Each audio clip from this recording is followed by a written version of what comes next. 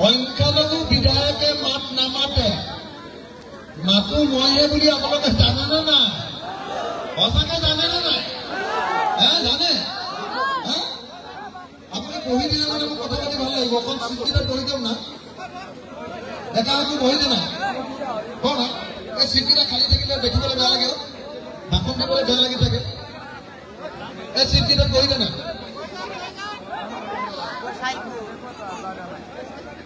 আমনি লাগি গৈছে নেকি? মোৰ কথা শুনি শুনি আমনি লাগিছে নেকি? লাগিছে নেকি? যদি নাই লগা মই আৰু 10 মিনিটমান কথা কম নে? 5 মিনিটমান 5 মিনিটমান কওঁ ন। এতিয়া আপোনালোকে চাগে দেখিছে যে হিমন্তৰ লগত মোৰ যুঁজখন কেনেকুৱা হয়। সেইদিনা কি হ'ল জানে নে নাই? এই লাষ্টৰ বিধানসভা অধিৱেশন আকৌ 16 তাৰিখৰ পৰা আছে 4 দিন। 16, 17, 18, 19 তাৰিখৰ পৰাও যদি আপুনি বিধানসভাখন চাই যুঁজ অকল দুটাৰ মাজতে দেখিবলৈ পাব। বুজিছে নাই? হিমন্ত যদি অসম বিধানসভাৰ বাঘ তেতিয়াহ'লে ময়ো তাৰ সিংহ। আপোনালোকে দেখিছেনে নাই? এই 126জন যে বিধায়ক থাকে, বাকীবিলাকে এনেই তাত বহিয়ে থাকে। একদম দুটাৰ মাজতে কাজিয়া আৰু দেখিছেনে নাই? হয়নে নহয়? সেইদিনা কি হ'ল জানেনে? এই কথা পাতি থাকিলে মই বেয়া পাম দেই। কথা পাতি থাকিলে বেয়া পাম দেই, প্লিজ। আমনি নকৰিব না, প্লিজ।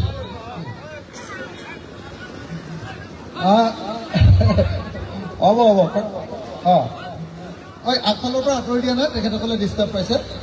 হ'ব, সাংবাদিকসকলক থাকিবলৈ দিয়ক, বাকীবিলাকে ডিষ্টাৰ্ব নকৰিব। ভাইটি আঁতৰি দে, তই তাৰ পৰা আঁতৰি দে, দিগদাৰ কৰি থাকিবি মানুহক। হেৰি মই কৈ আছিলো, সেইদিনা কি হ'ল বুজিলে? লাষ্টৰ যিখন অধিৱেশন হিমন্তৰ লগত মই যুঁজখন মই অকল আপোনালোকক কৈ লওঁ কেনেকুৱা যুঁজ হয়। সেইদিনা আমি চাহ বাগানৰ মানুহক, চাহ শ্ৰমিক বুলি ক'লে বুজি পাই নহয় ন? চাহ শ্ৰমিকবিলাকক মাটিৰ পট্টা দিয়াক লৈ আলোচনা চলি আছে। আলোচনা চলি থাকোঁতে কংগ্ৰেছৰ হৈ এজন মানুহে তৰ্ক কৰি আছিলে। কংগ্ৰেছৰ বিধায়ক হিচাপে এজন মানুহে হিমন্ত বিশ্ব শৰ্মাৰ কথাৰ ওপৰত বক্তব্য ৰাখি আছিলে। তেওঁৰ নামটো তিতাবৰৰ বিধায়ক কি বৰুৱা আছিলে? আমাৰ কি নাম? ভাস্কৰ বৰুৱা।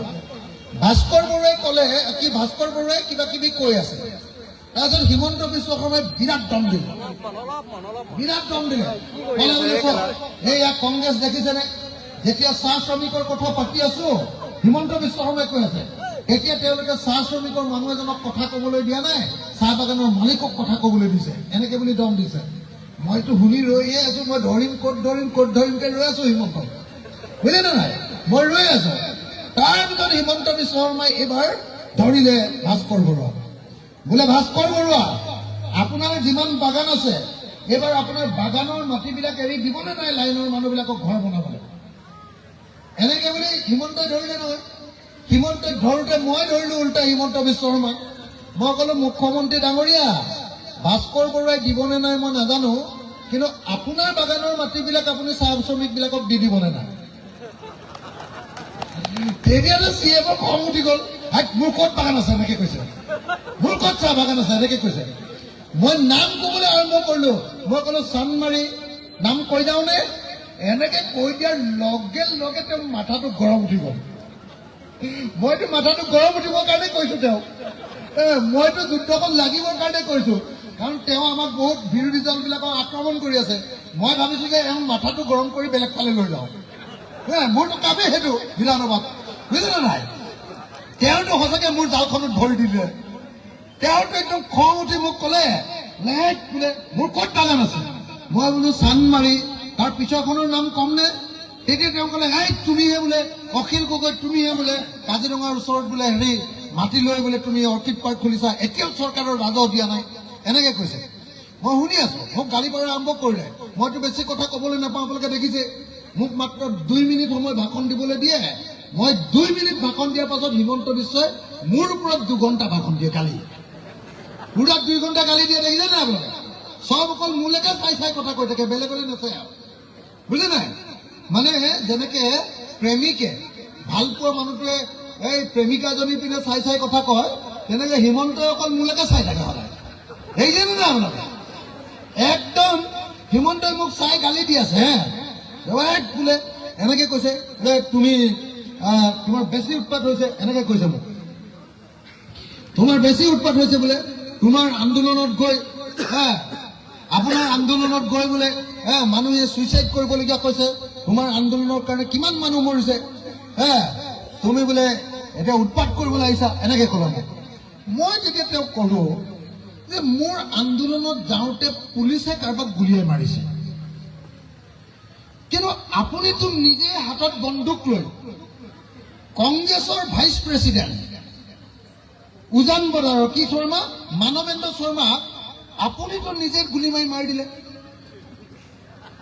মইতো ক'লো যে আপুনিতো হত্যাকাৰী ভাই এনেকে বুলি মই ধৰিলো উল্টা আপুনিতো হত্যাত অভিযুক্ত মানুহ এজন মই এনেকে ক'লো আপোনাৰ যিবিলাক কাগজ আছিলে আপুনি কোৰ্টৰ পৰা কাগজবিলাকে মাৰি দিলে আপোনালোকে জানেনে নাই কথাটো হিমন্ত বিশ্ব শৰ্মাই মানৱেন্দ্ৰ শৰ্মা নামৰ কংগ্ৰেছ দলৰ উপ সভাপতিজনক গুলিয়াই মৰা বুলি কোৰ্টত কেছ চলিছিলে তেওঁ 3 মাহ জেলো খাইছিলে জানেনে নাই জানাৰ পিছত যেতিয়া এইটো কেছটো চলিলে তেতিয়া হিমন্ত বিশ্ব শৰ্মাই হিতেশ্বৰ শইকীয়াৰ ওচৰত শৰণাপন্ন হ'ল কংগ্ৰেছত সোমালে আৰু কংগ্ৰেছত সোমাই থানাৰ পৰা চাৰ্জশ্বিটখন লুকুৱাই দিলে আৰু কোৰ্টৰ পৰা মনে মনে চাৰ্জশ্বিটখন নাইকিয়া কৰি দিলে ভয়ানক মানুহ এইটো বৰ বেলেগ ভয়ানক মানুহ একদম বস্তুৱে নাইকিয়া কৰি দিব পৰা মানুহ মালটোকে নাইকিয়া কৰি দিলে মইতো ক'লো যে আপুনি মালটোৱে নাইকিয়া কৰি দিলে এনেকে ক'লো তেতিয়াতো তেওঁ বিৰাট খং উঠি গ'ল মোৰ ওপৰত খং কৰি এবাৰ ক'লে বোলে আপোনাৰ বোলে কিমান কেছ আছে ভৰাই থ'ম বোলে আকৌ ভৰাই থ'ম জেলত গম পোৱা নাই মোক এনেকে ধমকি দিলে বিধানসভাতে মোক ধমকি দিলে বোলে তোমাক জেলত আকৌ ভৰাই থ'ম মোক এনেকে ক'লে মই যেতিয়া ক'লো যে এটা কথা মই এতিয়ালৈকে 36 বাৰ জেল গৈছো কিমান বাৰ কেইবাৰ জেল গৈছো মই 36 মানে 3×6 36 36 বাৰ মই জেল গৈছো 36 বাৰ 20 বাৰ গৈছো মই কংগ্ৰেছৰ দিনত আৰু 16 বাৰ গৈছো মই বিজেপিৰ দিনত মই তেওঁক ক'লো যে হয় মোৰ ওপৰতে অসমৰ আটাইতকৈ বেছি কেছ আছে 165টা কিমান 165টা কেছ আছে মই তেওঁক ক'লো যে মই 36 বাৰ এতিয়ালৈকে জেলত গৈছো কিন্তু জেলত যোৱাৰ পাছতো মোক একজনো পুলিচে একদিনো এক কুবু মাৰিব পৰা নাই কিন্তু আপুনি চানমাৰীৰ ইঞ্জিনিয়াৰ দাসৰ পৰা আলফাৰ নামত পইচা তুলিবলৈ যে গৈছিলে তেতিয়া আপোনাক পুলিচে তেতিয়া ধৰি লৈছিলে আপুনি পইচা এক্সটৰ্শন কৰিবলৈ পইচা দাবী কৰি ধমকি দি মানুহৰ পৰা পইচা ডকাইত কৰিবলৈ যাওঁতে আপোনাক যেতিয়া পুলিচে ধৰি নিছিলে আপোনাক সব কানি কাপোৰ খুলি আপোনাক জাঙিয়া পিটাই যে ৰাম পিটন দিছিলে পুলিচে মনত আছে নাই এনেকে গম পাইনে নাই আপোনালোকে মোৰ বাহিৰে পৃথিৱীত আৰু কোনেও চিফ মিনিষ্টাৰক এই পৃথিৱীত আৰু চিফ মিনিষ্টাৰক এনেকে দম দিব পৰা মানুহ জন্ম হোৱা নাই গম পাইনে নাই মুখ্যমন্ত্ৰী এজনক এনেকে দম দিব পৰা মানুহ অসমত আজিলৈকে জন্মই হোৱা নাই ভাৰততো নাই আৰু পৃথিৱীতো নাই বুজিছেনে নাই মই ভয় নকৰো কেলে ভয় নকৰো জানেনে নাই মোৰ ভয় এইকাৰণে নাই যে 1 নম্বৰ কথা মোক খুব বেছি 1 নম্বৰ মোক এমএলএৰ পৰা হৰুৱাব এমএলএৰ পৰা হৰুৱালে মোৰ ভালে মই বেছি আকৌ আন্দোলনত লাগিম তেওঁ চৰকাৰকে মই ডুবাই দিম হয়নে নহয় মই যদি এমএলএ নহয় মই আন্দোলন কৰিম হয়নে নহয় তেতিয়াতো তেওঁৰ অৱস্থা আৰু বেছি বেয়া হ'ব হয়নে নহয় কওক 2 নম্বৰ মই যদি হাৰিলেও মই একেটাই মানুহ একো মোক কৰিব নোৱাৰো মোৰ কোনো কেলেংকাৰী নাই মোৰ কোনো পইচা খোৱাৰ ইচ্ছা নাই কোনো ধান্দা নাই কোনো কেলেংকাৰী কৰা নাই মোক সেইবোৰ কেছত জেলতে ভৰাবই নোৱাৰে আৰু যদি কিবা কেছত এনে আন্দোলন কৰি যদি জেলত ভৰাই থয় জেলত ভৰালেও মোৰ টেনশ্যন নাই এইকাৰণে যে জেলত থাকোঁতেও মই আটাইতকৈ সুখত থাকোঁ কাৰণ বাহিৰত মোৰ ইমান কষ্ট হয় নহয় সদায় আন্দোলন সদায় কাম মই জেলত গৈ 3 মাহ যদি থাকি আহিব পাৰোঁ মোৰ কাৰণে অলপ জিৰণি লোৱাহে হয় বুজিলে নাই আৰু জেলত যে যাওঁ জেলত যিমান কয়দী আছে নহয় সব কয়দীবিলাকে মোক কোনোবাই ভাত ৰান্ধি দিয়ে, কোনোবাই গৰম পানী বনাই দিয়ে, কোনোবাই গা মালিচ কৰি দিয়ে, বুজা নাই? মোৰ লগত একদম দুস্তি হয়। গতিকে মই একেবাৰে পাত্তা নিদিওঁ। জেলত গ'লেও মই একেটাই, বাহিৰত থাকিলেও একেটাই, MLA হ'লেও একেটাই, MLA নহ'লেও একেটাই, মোক কোনেও একো কৰিব নোৱাৰে। মই অসমৰ নজহা নপমা এটা বস্তু হয়। কথাটো বুজিছেনে নাই? মোক কোনেও একো কৰিব নোৱাৰে, সেইকাৰণে মই কাকো পাত্তা নিদিওঁ পৃথিৱীত। সঁচা কথাটো কওঁ, কোনোবাই শুনিলেই, নুশুনিলে যা। মই মোৰ নিজৰ স্থানত থাকি মই সদায় যুঁজি যাম। সেইটো হিমন্ত বিশ্ব শৰ্মা হওক, সেইটো অন্য কোনোবা হওক, মোৰ সন্মুখত যদি কোনোবা পৰিছে তাৰ আৰু ৰক্ষা নাই। কথা সেইটো। এতিয়া মই আপোনালোকক আচল কথালৈ যাব খুজিছোঁ। আপোনালোকে 80 বছৰ ভোট দিব। এইবাৰ 26 চন হলে 80 বছৰ হৈ যাব আপোনালোকৰ ভোট দিয়া। স্বাধীন ভাৰতত ভোট দিয়া 80 বছৰ হৈ যাব। 80 বছৰৰ পাছত আমি একো নাপালো। আমি ভাৰতবৰ্ষৰ 4 নম্বৰ আটাইতকৈ দুখীয়া ৰাজ্য। জানেনে আপোনালোকে? মাল্টিনেশ্যনেল পভাৰ্টি ইণ্ডেক্সত, মানে দৰিদ্ৰতাৰ ক্ষেত্ৰত আমি গোটেই ভাৰতবৰ্ষৰ যিমান ৰাজ্য আছে তাৰ ভিতৰত আমি 4 নম্বৰ দৰিদ্ৰ ৰাজ্য। আমাৰ মাবিলাকে, আমাৰ আম্মাবিলাকে তেতিয়া মাবিলাক মৃত্যু হোৱাৰ ক্ষেত্ৰত, আমি দেশৰ 1 নম্বৰত, মাকবিলাক মৰাৰ ক্ষেত্ৰত। আৰু ল'ৰা ছোৱালী মৰাৰ ক্ষেত্ৰত আমি দেশৰ 3 নম্বৰত। তাৰমানে কি, আমাৰ মাকবিলাকে ভালকে খাবলৈ নাপায়, ভালকে ভিটামিন নাপায়, ভালকে দুৰ্বল হৈ থাকে, আৰু বাচ্চা জন্ম দিওঁতে হস্পিটেলত যাবলৈ নাপায়, সেইকাৰণে মাকবিলাক মৰি যায়। আমি আটাইতকৈ দুখীয়া ৰাজ্য। জানিছেনে? আপোনালোকে গম পায়নে? তৃতীয় বাচ্চা, এনেকে যে সন্তান জন্ম দিওঁতে বাচ্চা মৰাৰ ক্ষেত্ৰত আমি 3 নম্বৰ। আৰু স্কুললৈ যে যায়, ছেকেণ্ডাৰী স্কুল, মাধ্যমিক বিদ্যালয়ৰ আধাতে স্কুল এৰাৰ ক্ষেত্ৰত, ভাৰতবৰ্ষৰ ভিতৰত আধাতে স্কুল এৰি দিয়ে যে ল'ৰা ছোৱালীয়ে, সেই ক্ষেত্ৰত আমি ভাৰতৰ 1 নম্বৰ। হিমন্তই যে খুব কৈ থাকে, আমি অসমক 1 নম্বৰ কৰিম, 1 নম্বৰ কৰিম। মই কি বুলি চিঞৰো জানেনে নাই? মই সদায় চিঞৰি থাকো, মই বোলো আপুনি দুখীয়া কৰাত 1 নম্বৰ হ'ব, দুখীয়া কৰাত। মই বোলো আপোনালোকে সন্তান জন্ম দিওঁতে মাক মৰাৰ ক্ষেত্ৰত 1 নম্বৰ। বুজিছেনে নাই? আপোনালোকে জানেনে নাই? অসমৰ মানুহ জীয়াই থাকে 67 বছৰ ছমাহ, 67.6। 67 বছৰ, কি কথা পাতি আছে? 67 বছৰ ছমাহ, 67 বছৰ ছমাহ। আমাৰ ভাৰতৰ মানুহ 72 বছৰ জীয়াই থাকে। All India. আৰু কোনোবা ৰাজ্যৰ মানুহ 103 বছৰলৈকে জীয়াই থাকে। কেলে আমি কম দিন জীয়াই থাকো? কাৰণ আমি কষ্ট বেছিকে কৰো, খাবলৈ কমকে পাওঁ। কথাটো বুজিছেনে না? বুজিছেনে না? হিমন্তই যে 1 নম্বৰ কৰিম কৈ থাকে, একোতে 1 নম্বৰ আমি নহয়। 2 নম্বৰী কৰাতে আমি 1 নম্বৰ। হিমন্তই ক'ত 1 নম্বৰ কৈছে জানেনে নাই? এই যে পুলিচে যে চুৰ এজনক ধৰি লৈ যায়, এই পুলিচে যে ডকাইত এজনক ধৰি লৈ যায়, পুলিচে যে অভিযুক্ত এজনক ধৰি লৈ যায়, ৰাতি 12টা বজাত বুকুতে গুলি মাৰি মানুহ মাৰি দিয়াৰ ক্ষেত্ৰত অসম 1 নম্বৰ। এইটো ভুৱা এনকাউণ্টাৰ বুলি কয়। এইটো মুছলিম হলেতো মাৰি দিবই আৰু। হয়নে নহয়? আপোনালোকে গম পাইছেনে নাই কথাবিলাক? হয়নে নহয়? মনে মনে বহি থাকিবলৈ আহিছে নেকি? কথা পাতি থাকিব। মই অকলে কথা কৈ থাকিম নেকি? কথাটো বুজি পাইছেনে নাই? গতিকে হিমন্তই অসমৰ কাৰণে একো কৰিব পৰা নাই।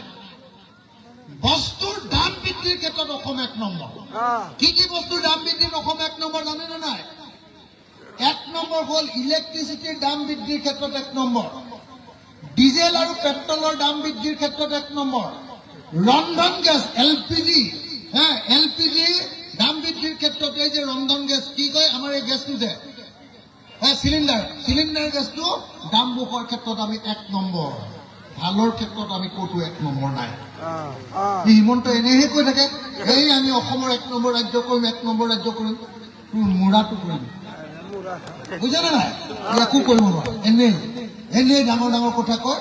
সেইকাৰণে মই ভয় নকৰোঁ, মই এইবিলাক চব পঢ়ি লৈ মুখস্থ কৰি দিছোঁ। হিমন্তই যদি ডালে ডালে যায়, মই পাতে পাতে গুচি যাম। কথাটো বুজিছে নে নাই? সেইকাৰণে মই ভয় নকৰোঁ। এতিয়া AIDFৰ মানুহবিলাকক যে আপোনালোকে জিকাই পঠিয়ায়, হিমন্তই যেতিয়া ডালে ডালে যায়, সিহঁতি গুৰিতে এনেকে মুখখনে কামুৰি গছডালত ৰুই থাকে। বুজি পালেনে নাই মই কি কৰো? কথাটো বুজি পালেনে নাই?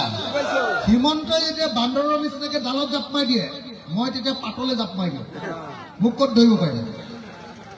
তেতিয়া যি সময়ত হিমন্তই ডালত জাপ মাৰি দিয়ে, তেতিয়া কংগ্ৰেছৰ মানুহকেইটাই গুৰি গছ এই ওপৰতে এনেকে উঠি থাকে আৰু AIDF কেইটাইতো গছৰ শিপাডালত কামুৰি থাকে।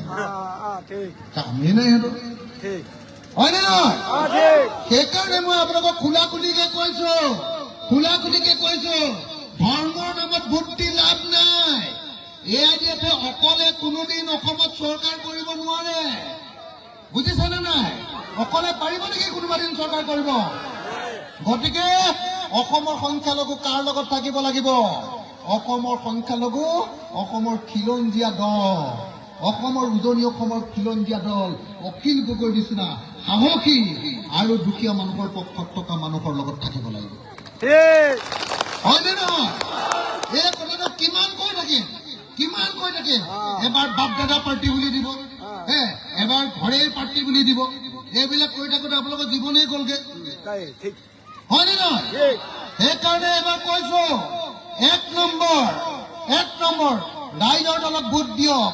অসমখন ভয়মুক্ত কৰি দিম, কোনেও কাকো দম দিব নোৱাৰে, সকলোৱে মিলামিলিয়ে থাকিব লাগিব।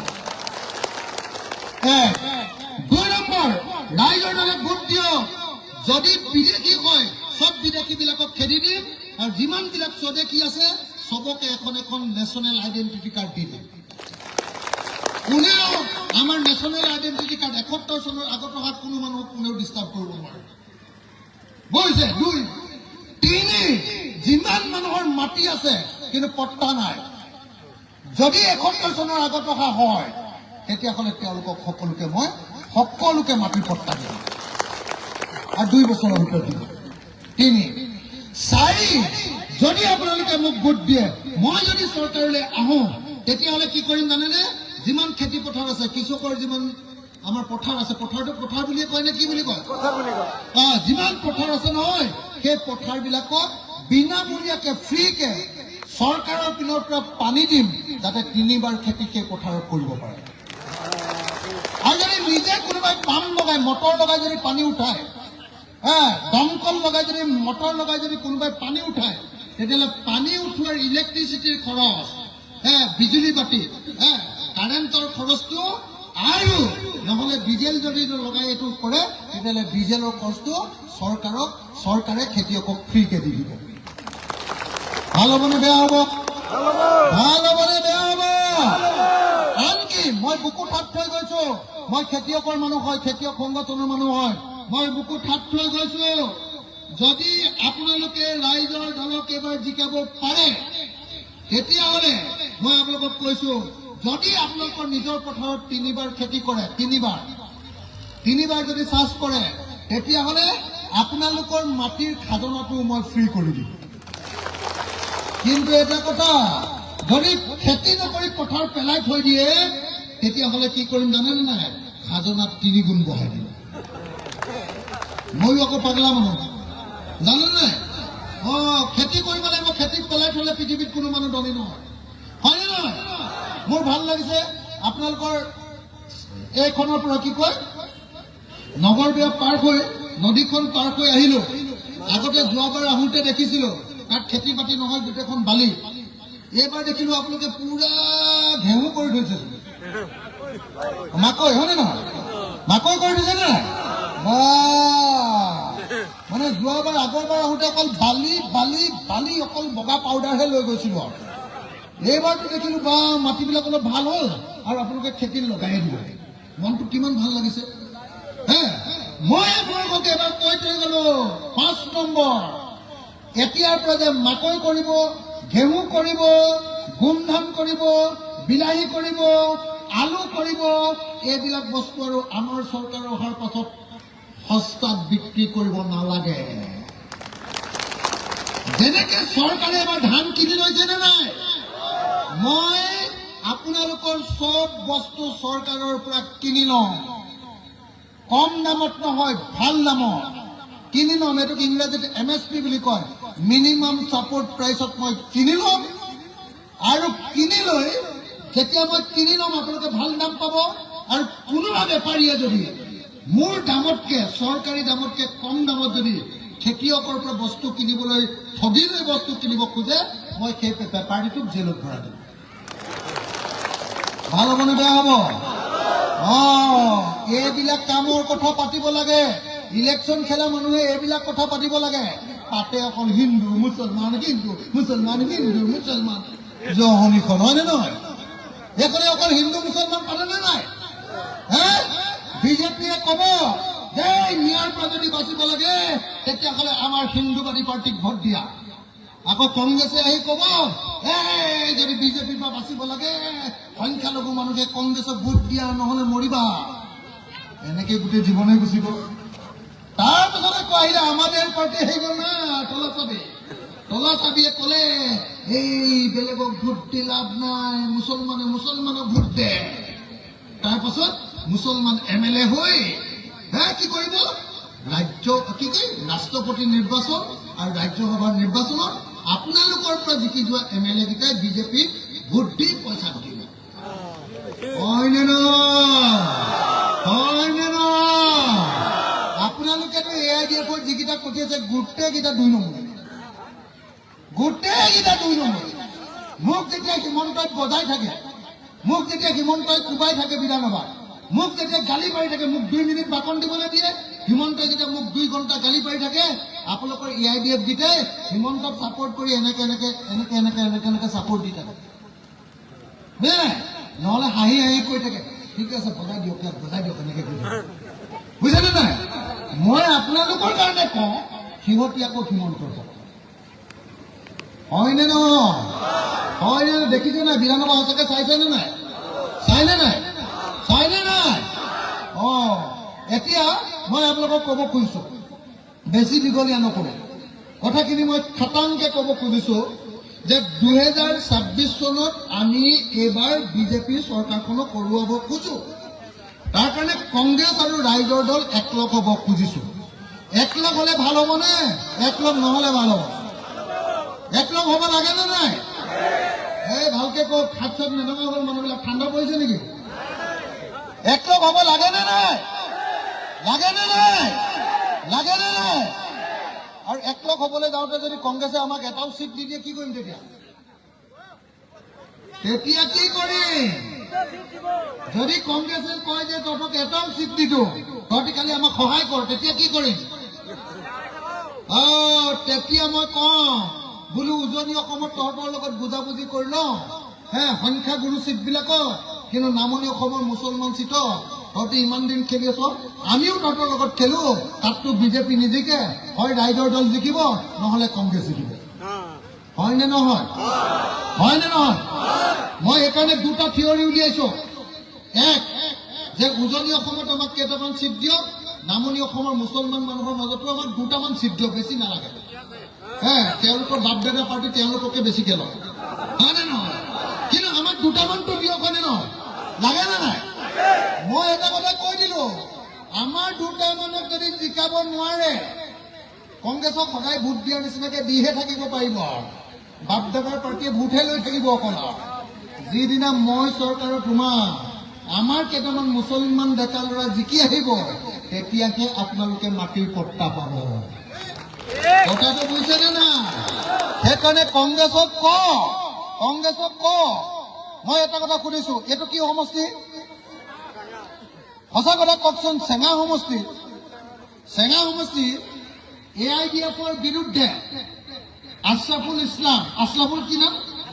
হুছেইন, আশৰাফুলৰ বিৰুদ্ধে আমি ইলেকশ্যন খেলিলে ভাল হ'বনে কংগ্ৰেছে ইলেকশ্যন খেলিলে ভাল হ'ব? কোন দল? কংগ্ৰেছ নে ৰাইজৰ দল? ৰ'ব এই ডেকাকেইটা বেছিকৈ চুই নাথাকিবি। বয়সীয়া মানুহখিনি সুধি লৈছো, 1 মিনিট। এইকেইটা আমাৰ পাৰ্টিৰ ছাপৰ্টাৰ, সিহঁতি চিঞৰিবই। সেইফালে সুধি লৈছো। মই আপোনালোকক চেঙা সমষ্টিৰ ৰাইজক সুধিছো, বয়সীয়া মানুহবিলাকক সুধিছো আৰু মহিলাসকলক সুধিছো মই সুধিছো চেঙা সমষ্টিত আমি এলায়েন্স যে কৰিম কংগ্ৰেছৰ আৰু আমি সিটটো চেঙা সমষ্টিৰ সিটটো কংগ্ৰেছে ল'লে বেছি ভাল হ'বনে ৰাইজৰ দলে ল'লে ভাল হ'ব মই প্ৰথমতে সুধি লৈছো কংগ্ৰেছে সিটটো ল'লে বেছি ভাল হ'ব কংগ্ৰেছে সিটটো ল'লে বেছি ভাল হ'ব বুলি যিবিলাকে ভাবে কংগ্ৰেছে ল'ব লাগে এই বুলি ভবা মানুহবিলাকে প্ৰথমতে হাতখন দাঙক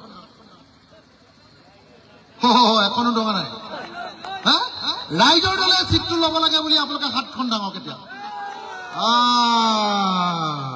এতিয়া দেখিলেনে এতিয়া মই কি কম কওক আপোনালোকে এতিয়া এইটো বস্তু দেখিব লাগিব ৰকিবুল হুছেইন দাদা আৰু গৌৰৱ গগৈ হয়নে নহয় আপোনালোকে বুজাই দিব পাৰিব লাগিব যে চেঙাত এইবাৰ যদি AIDF-ক হৰুৱাব লাগে তেতিয়াহ'লে ৰাইজৰ দলক সিটটো এৰি দিয়া ভাল হয়নে নহয় তেতিয়াকে একদম চেঙা তেল দিব পাৰিম AIDF-ক চেঙা তেল মানে জানে নে নাই এনেকে যে তেল গৰম কৰি যে মাছ পেলাই দিয়ে যে বুজা নাই তেলটো যে গৰম কৰে না কেৰাহীটো কি বুলি কয় আপোনালোকে কেৰাহীয়ে কয় কেৰাহীত তেলটো উতলি থাকে যে তাত যে মাছ এটা পেলাই দিয়ে সেইটোক চেঙা তেল দিয়া বুলি কয় বুজিলে না ঠিক তেনেকে যদি চেঙা তেল দিব লাগে তেতিয়াহ'লে ৰাইজৰ দল উঠিব লাগিব তেতিয়াহে AIDF ইয়াৰ পৰা পলাই পত্তম দিব হয় নে নহয়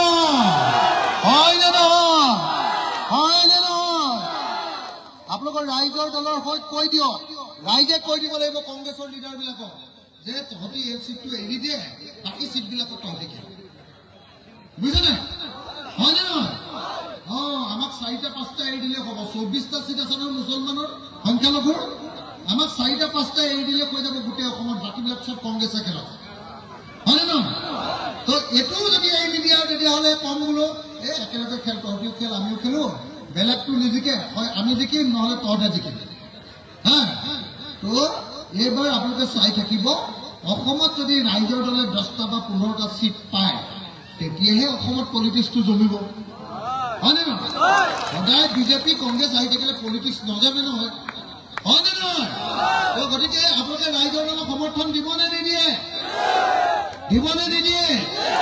মই যদি সঁচাকে সমৰ্থন দিয়ে একেলগতে এটা হাততালি বজাবৰ কাৰণে অনুৰোধ জনাইছো আৰু শেষত বেছি দীঘলীয়া নকৰো এতিয়া সকলোকে থিয় হৈ 2026ত